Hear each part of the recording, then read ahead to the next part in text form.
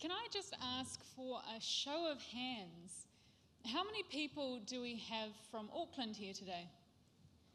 Yep, quite a few. Anyone from Tamaki? My people. And lastly, how many of you have come further than, say, 100 kilometres away?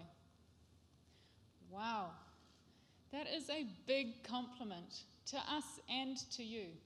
Thank you. You are exactly the people that we will depend on if we are to deliver the change this country needs in October. Well, if I sound a little bit croaky or tired, I apologise. I have come straight here from Taiwan, a wonderful country that understands a thing or two about the importance of freedom. And no matter how big or small you may be, how important it is to stand up to bullies. We travelled to Taiwan because we wanted to see for ourselves how another small island democracy is making its way in the world.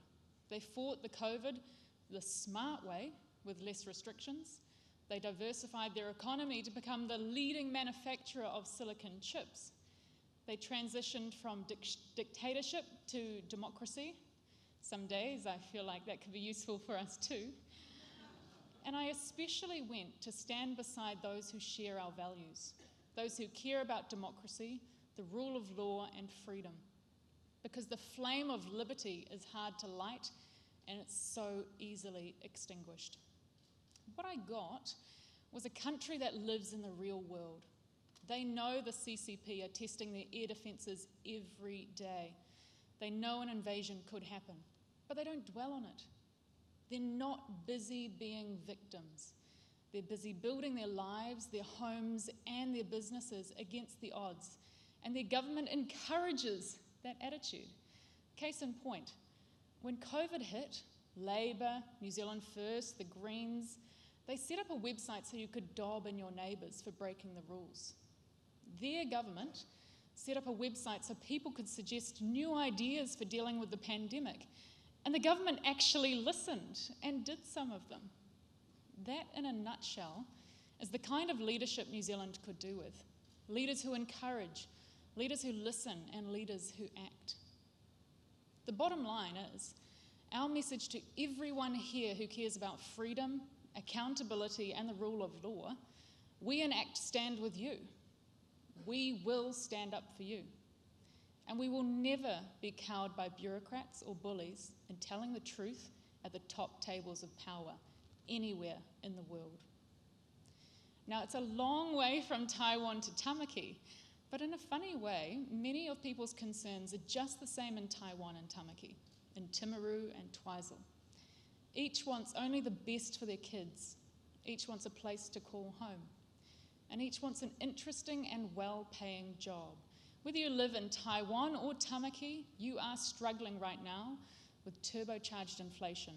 And probably you have serious questions about what those in authority are going to do or not do to make it better or worse. Then again, there are some differences. I don't think they know what a ram raid is up there. I explained to them that in New Zealand, some kids don't go to school. Instead, they steal cars and drive them through shop windows and steal things, sometimes not to steal anything at all. I explained that those kids face no meaningful consequences, but I gave up. That was just too hard to explain, and I was trying to build up our country's reputation. While they've moved towards democracy, more and more people here feel like their voice doesn't count. It's not fun being a minority. Too many minorities find themselves on the wrong side of this divisive government. Here's a good example of an oppressed minority who needs a voice: net taxpayers. After 5 years of Labour, tax is up $40 billion a year since Labour got in, but it's still not enough for Grant Robertson. They've borrowed more on top of that. People are entitled to ask, where have all those billions gone? How is it possible that the healthcare system was better before COVID came along? How is it possible that fewer kids are in school but more are attacking our shop owners? Where is the accountability? Where are the fresh new ideas to solve our community's problems? Where is the hope for a generation that trusted in Chloe and Jacinda? Where is the hope for those who have had their hopes dashed? Hopes that with enough kindness would fix mental health and housing and the environment. All of it's gone backwards. Mental health has never been worse, with general health care not far behind. Housing is less affordable than ever. They declared a climate emergency, but nobody thought to actually clear the drains, strengthen the riverbanks, and get us ready for an actual emergency. It's that practical approach.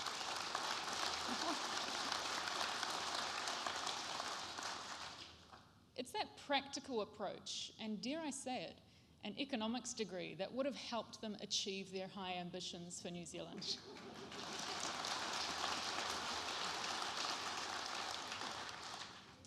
An example is the legislation I've presented that would share half the GST on construction with the local council. So when a new apartment block goes up, yes, people can make their homes here, but a much larger chunk of the tax collected by Wellington should come back to make sure our infrastructure can cope. And yes, so that local people can swim in the sea without fear of floaties after a rainstorm. Wouldn't that be change for the better? I presented fresh alternatives to the three-story mess that Labour and National rushed through. Traditional Auckland design standards should apply, and councils should be allowed to veto intensification where the pipes are broken. A stronger local voice would be a change for the better, from Tamaki to Takanini. But young professional concerns have shifted, or at least there are new ones. I wouldn't walk downtown in Auckland or Wellington after dark. I'm a citizen of this country and I have every right to, but I'm also not stupid. I know people who catch Ubers short distances to their car because they're afraid. Wherever I go, I have heard just how tired the local police are of catch and release. It's not a fun game, especially if you're a hard-working business owner that suffers the consequences of hard crime to your livelihood, your life and limb. That is why our party has presented an escalating series of consequences for youth offenders, from instant practical penalties where they get put to work straight away, to ankle bracelets to secure facilities. That's real accountability.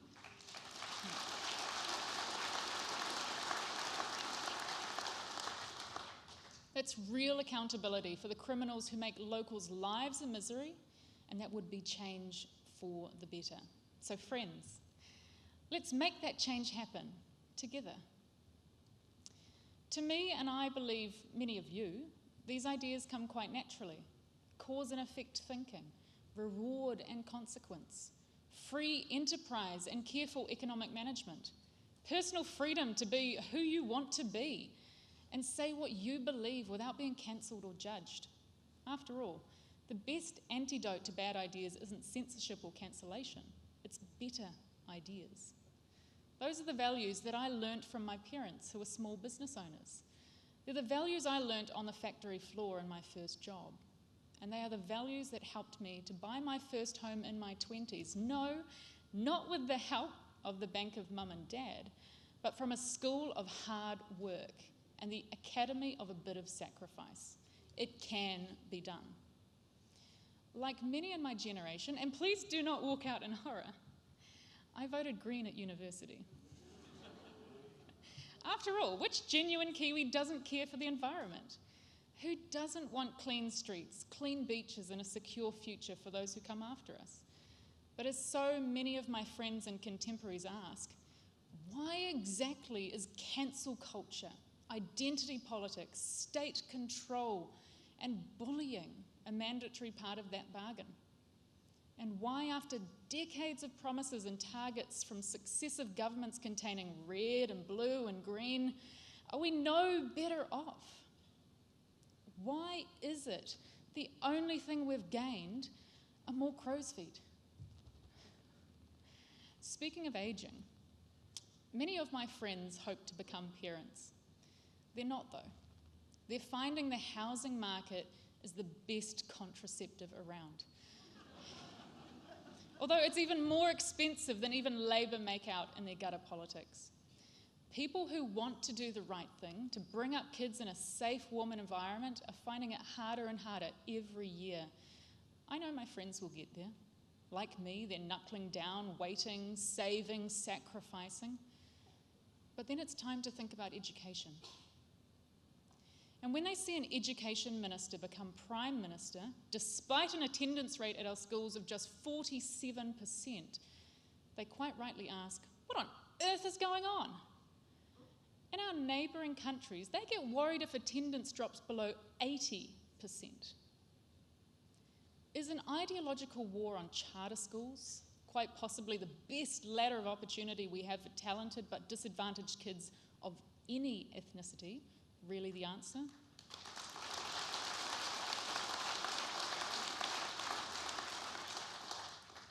But, then again, perhaps this is what we should expect from a man who, as the police minister, presided over skyrocketing crime rates and who never asked the simple question whether making street gangs partners with our police force is a good idea. And as a health minister, presided over the tightest lockdown rules on earth, preventing thousands of us from saying goodbye to our loved ones, but which still failed to keep the virus out. We will be paying the price for his botched ordering of the vaccines and the ludicrous Byzantine PSR testing regime for years. And believe me, it will be those struggling, the poorest, who pay the highest price. So much for kindness. So I ask you, doesn't our country deserve much, much better than this? Yes, yes.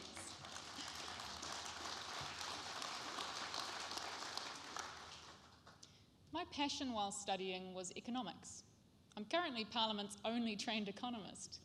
Actually, now that I think about it, that might explain a few things. In China and India, over the past 2 decades of the last century, billions lifted themselves from poverty through free trade and free enterprise. I saw what my parents did in their business through fresh eyes. Let us say it openly and without fear. Business and commerce are not evils. Properly channeled, they are forces for good. They bring out the best and our boldest. We're not about ideology, we're about ideas. And that is why ACT is the fastest growing political movement in the country. We are the party of political entrepreneurs. Entrepreneur is not a sinister word, the way some people shade it. Entrepreneurship means problem solving every single day.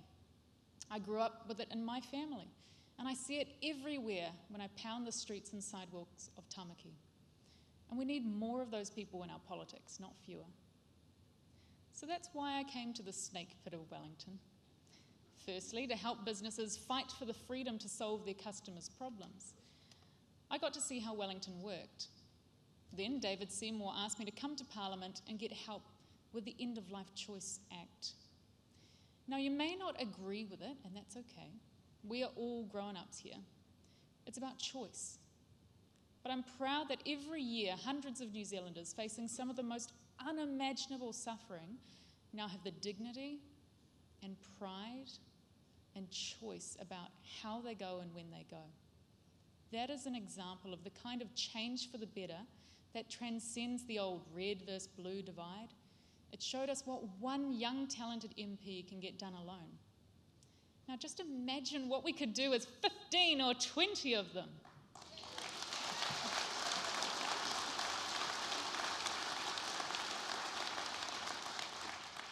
Make no mistake, ACT will be the coming force in the next Parliament. Everybody knows it. So if, like me, you believe in sensible spending and value for your taxes, getting money where it's needed and not on ludicrous vanity projects or PR exercises, if you want to see real accountability for whoever is in government and real action on the issues that matter to you, then we are not just asking for your vote, but for your ideas and your insights too. This isn't my campaign, it's ours. So together, let's deliver a real change to how we govern our beautiful country. Thank you.